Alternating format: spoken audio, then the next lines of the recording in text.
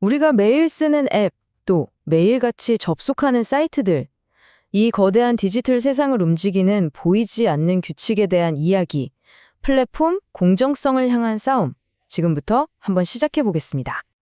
정말 우리 삶 깊숙이 들어와 있죠? 소셜미디어부터 쇼핑, 음식 배달까지. 이제 디지털 플랫폼은 우리 삶에서 때려야 뗄 수 없는 거의 필수 인프라가 됐다고 할 수 있습니다. 정말 편리하잖아요. 그런데 말이죠. 여기서 진짜 중요한 질문이 하나 생깁니다. 이 거대한 디지털 운동장의 심판은 과연 누구일까요? 그 보이지 않는 규칙의 실체를 지금부터 한번 파헤쳐 보겠습니다. 규칙을 이야기하기 전에 우선 플랫폼이 대체 뭔지 그 경기장 자체부터 제대로 알아야겠죠? 우리가 매일 쓰는 이것, 그 본질은 과연 뭘까요? 네, 핵심은 바로 이 연결에 있습니다. 플랫폼은 직접 물건을 만들거나 서비스를 제공하는 게 아니에요. 그보다는 서로 다른 그룹의 사용자들이 만나서 상호작용할 수 있는 장을 열어주는 일종의 중개자 역할을 하는 거죠. 자, 옛날 가게를 한번 떠올려 보세요. 직접 물건을 떼와서 창고에 재고로 쌓아두고 팔았죠. 하지만 아마존 마켓플레이스나 에어비앤비 같은 플랫폼들은요, 재고가 아예 없습니다. 그들은 단지 수많은 판매자와 구매자를 연결해주고 바로 그 연결 과정에서 가치를 만들어내는 거예요. 이건 완전히 다른 게임의 법칙이 적용되는 거라고 할 수 있죠. 그렇다면 이 플랫폼들은 대체 어떻게 이렇게 폭발적으로 성장해서 시장을 꽉 잡을 수 있었을까요? 그 비밀의 엔진 지금부터 한번 들여다보죠. 정말 그 속도가 놀랍지 않나요? 작은 아이디어로 시작한 서비스가 순식간에 전 세계의 수억 명의 사용자를 확보하는데 이 현상 뒤에는요, 진짜 거의 마법 같은 강력한 힘이 작용하고 있거든요. 그게 바로 네트워크 효과라는 겁니다. 크게 두 가지가 있는데요. 먼저 직접 네트워크 효과는 카카오톡 생각하시면 쉬워요. 쓰는 사람이 많아질수록 나한테도 더 유용해지는 거죠. 그런데 더 중요한 건 바로 간접 네트워크 효과입니다. 쇼핑 플랫폼에 구매자가 막 몰리면 그걸 보고 판매자들이 따라오겠죠? 그럼 좋은 판매자가 많아지니까 구매자는 더욱더 몰리는 이런 강력한 선순환 고리가 만들어지는 겁니다. 이게 바로 플랫폼을 막을 수 없는 거인으로 만드는 가장 강력한 성장 엔진이에요. 자, 그런데 문제는 바로 여기서부터 시작됩니다. 이렇게 완전히 새로운 방식으로 돌아가는 플랫폼 경제에 우리가 너무 낡은 규칙, 그러니까 낡은 잣대를 들이대고 있다는 거죠. 바로 이 질문이 모든 문제의 핵심을 딱 짚어내는 겁니다. 기존의 독점 규제, 그러니까 공정거래법 같은 것들은 주로 가격을 기준으로 기업의 힘을 판단했거든요. 근데 구글 검색이나 페이스북처럼 소비자한테는 무료인 서비스는 이걸 대체 어떻게 봐야 할까요? 맞습니다. 과거의 경쟁법은 소비자 가격이 오르냐, 시장 점유율이 얼마냐 이런 걸 봤어요. 하지만 플랫폼 시대의 진짜 힘은 다른 데서 나옵니다. 바로 데이터, 그리고 사용자를 얼마나 강력하게 묶어두느냐, 이른바 락인 효과죠. 예를 들면 내가 쓴 리뷰, 친구 목록, 구매 기록 같은 내 모든 데이터가 한 플랫폼에 쌓여 있다고 생각해 보세요. 다른 서비스로 옮겨가기가 거의 불가능해지잖아요.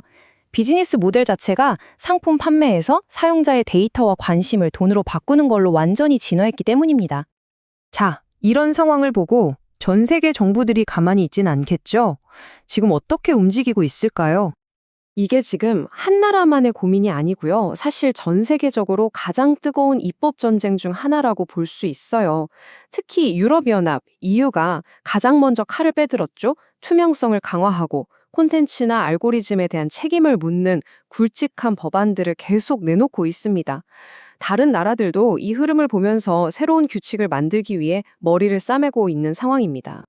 물론 이 논쟁 절대 간단하지 않습니다. 한쪽에서는 거대 플랫폼 힘이 너무 세니까 이걸 제어해서 공정한 경쟁 환경을 만들고 사용자를 보호해야 한다, 이렇게 주장하는 거고요. 반대쪽에서는 아니 그러다 혁신 다 죽는다, 괜히 우리 기업 경쟁력만 떨어뜨릴 수 있다, 이렇게 맞서는 거죠. 사실 양쪽 다 일리가 있는 주장이라서 더 어려운 문제입니다. 그래서 요즘 논의는요, 단순히 규제를 더하자 말자 이런 차원을 넘어섰습니다. 어떤 종류의 새로운 규칙을 만들 거냐, 여기에 대한 아주 혁신적인 아이디어들이 나오고 있어요. 네, 핵심이 바로 이거예요. 기존의 룰을 그냥 조금 고치는 수준이 아니라 아예 게임의 판, 이 패러다임 자체를 바꿔야 한다는 목소리가 점점 커지고 있는 겁니다. 첫 번째 아이디어는 기존의 경쟁법을 디지털 시대에 맞게 업그레이드 하자는 겁니다. 이른바 현대화죠. 그러니까 가격만 보지 말고 이제는 플랫폼 힘의 진짜 원천인 데이터 독점력이나 사용자가 다른 서비스로 옮겨갈 때 포기해야 하는 것들, 그러니까 전환 비용 같은 비가격적인 요소들을 중심으로 시장 지배력을 환단하자는 거예요. 수년간 쌓아온 내 플레이리스트를 포기하고 다른 음악 앱으로 갈 수 없는 거, 딱 그런 거죠. 두 번째는 훨씬 더 과감한 아이디어입니다. 검색이나 앱마켓처럼 이제는 사회에 없어서는 안 될 필수 서비스가 된 플랫폼들을 아예 전기나 수도 같은 사회적 인프라로 보자는 겁니다. 우리가 전기나 수도를 공공재라고 생각하잖아요. 그것처럼 모든 사람이 차별 없이 공정하게 접근할 수 있도록 보장하는 공공의 이익을 위한 완전히 새로운 규칙을 적용하자는 거죠. 자, 이제 슬슬 마무리를 해볼 시간인데요. 이 모든 복잡하고 거대한 논의가 결국 우리한테는 어떤 의미일까요? 무엇이 걸려있는 문제일까요? 오늘 이야기에서 딱 3가지만은 꼭 기억해 주셨으면 좋겠습니다. 첫째, 플랫폼의 막강한 힘은 네트워크 효과라는 강력한 선순환 구조에서 나온다는 것. 둘째, 가격 중심의 낡은 법으로는 데이터로 움직이는 무료 서비스를 제대로 다루기 어렵다는 점.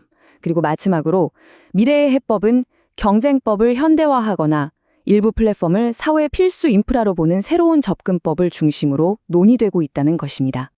결국 이 모든 것은 하나의 질문으로 돌아옵니다.